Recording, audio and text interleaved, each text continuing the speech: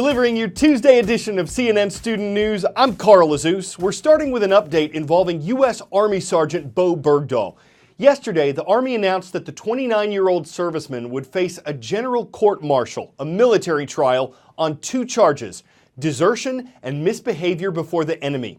In the summer of 2009, Sergeant Bergdahl disappeared from his American base in Afghanistan. He was later captured by the Taliban, the former rulers of that country, whom the U.S. was fighting. Almost 5 years later, the Obama administration controversially exchanged 5 Taliban prisoners who were in U.S. custody for Sergeant Bergdahl.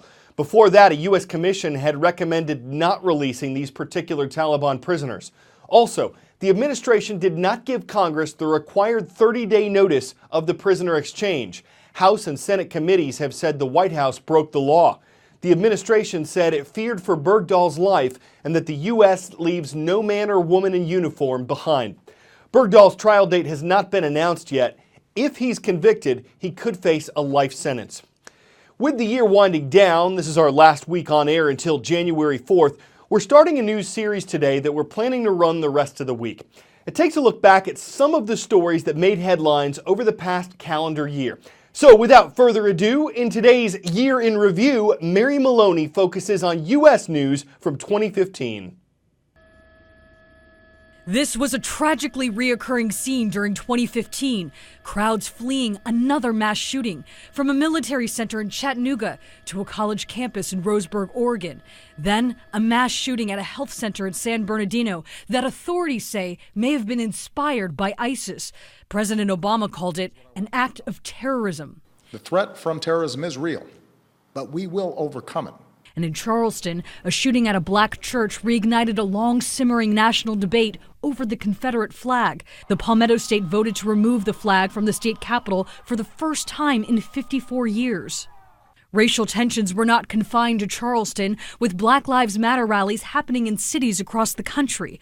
Protesters were outraged by the police killings of unarmed black men like Freddie Gray, Jamar Clark, and Walter Scott. June saw 2 historic decisions from the Supreme Court of the United States. In a 6-3 split, the court saved the Affordable Care Act. A divided court also ruled that same-sex couples can marry nationwide. While many cheered the 5-4 ruling, some sharply disagreed. In a small Kentucky town, a clerk of the court sat behind bars for preventing her office from issuing marriage licenses.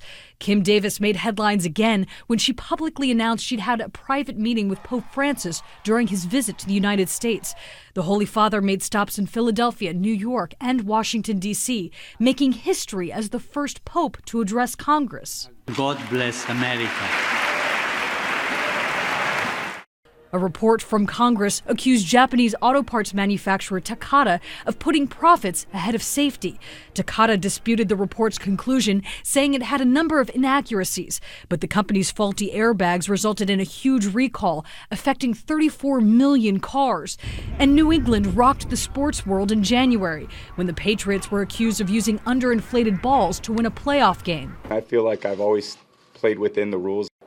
Meanwhile, former Patriot Aaron Hernandez, Boston Marathon bomber Jahar Tsarnaev, and Aurora theater shooter James Holmes were convicted in highly publicized trials. As they faced justice, 2 inmates fled from it in upstate New York. The prison escape led to a weeks-long manhunt that ended with 1 inmate dead and another back behind bars. Tomorrow, we're planning a retrospective recap of politics, another major story of the year being the U.S. presidential race. The 58th quadrennial presidential election, so the next one, isn't until November 8th of next year. But campaign season's in full swing. There's a Democratic debate scheduled for Saturday night. The next Republican debates are set for tonight on CNN. What are the moderators doing to prepare for it? It takes a long time to prepare because you got to go through all the candidates, know where they stand on the various issues, so it takes an enormous amount of research. What does it take to prepare? Is a lot of homework. By the time you get to debates, it means that the campaign has been kind of up and running for a while. So there are a lot of issues and statements and their records to go through. There's a whole team at CNN working on this. We have an unbelievable research team here at CNN. I'll give them a plug. I try to know as much as I can and be armed with as many facts and as much information as possible. So that you're ready with smart questions, you're ready to fact check on your feet if necessary, but then also don't overdo it. You want to go into a debate as the moderator, basically knowing where all of these candidates stand on the most important national security issues, the most important domestic issues. Speaking of Social Security, you've said in the past it's a Ponzi scheme. I like to take a look at some of the best moments in previous debates, learn from my colleagues, see how they went, see how they handled it. And I think that's just a useful experience. And then a lot of that stuff gets changed at the last second or even during the debate. The ebb and flow of it, you can never really quite predict, and that's what makes it, exciting. Your goal is to help make the voter out there a little bit smarter on where these candidates stand. Your preparation should include almost memorization of big moments. Senator, you have said there are good earmarks and bad earmarks, so prepare, but don't become hostage to your preparations.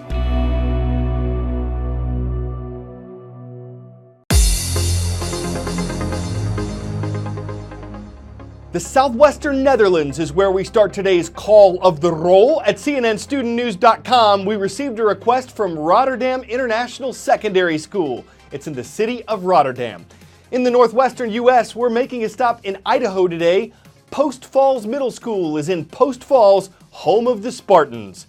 And in upstate New York, look up to the Falcons. Sanborn, New York is where you'll find Niagara Wheatfield High School. The nation of Turkey is often seen as a geographical bridge between Europe and Asia. It's made a lot of international headlines lately, partly for its role in the Syrian refugee crisis, partly for the tensions triggered with Russia when Turkey shot down a Russian warplane on November 24th. There's another challenge on the streets of Istanbul, the nation's largest city, and a dog lover is doing all she can to address it. It's playtime. All these dogs are here because of Yasmin Baban. All these dogs were once abandoned and unwanted on the streets of Istanbul. After seeing the conditions of the shelters 12 years ago in Turkey, she dedicated her life to saving domesticated animals. I left the shelter crying, then I went again, then I cried, and then I said, crying is not enough, someone has to do something like this. And then I started to volunteer in shelters. She was soon warned of a disturbing trend. The reason you see so many golden retrievers here being rescued is because people in Turkey love the puppies. They're really popular, but once they get grown up, they end up putting them out either on the streets or in the forest. And that's also why they're also good-natured, because these were people's pets at one time. But their sweetness hurts their chances of survival on the streets of Istanbul, where tens of thousands of hardcore stray street dogs live. That's where the story turns into a very long journey for these Goldens, from Istanbul, Turkey, to Atlanta, Georgia, USA. Turns out Americans love their golden retrievers, and Baban found just the place. Adopt a Golden Atlanta. American golden rescues have lists of people waiting to adopt dogs, and here we don't find anyone. So far, Adopt a Golden Atlanta has taken in 123 golden retrievers from Istanbul. They call them turkey dogs. With all the animosity building between East and West, this is one connection that has no bark or bite. Sarah Seidner, CNN, Istanbul.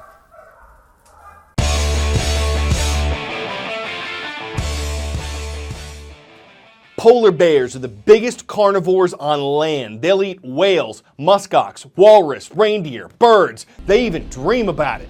Well, this one's only 5 months old and 4 pounds, so it's hard to picture her subconsciously devouring a beluga. She's just taking a nap. She's a resident at the Columbus Zoo, and as she coos and cuddles with her stuffed toy, zookeepers say she's making contented sounds like that of a cat purring.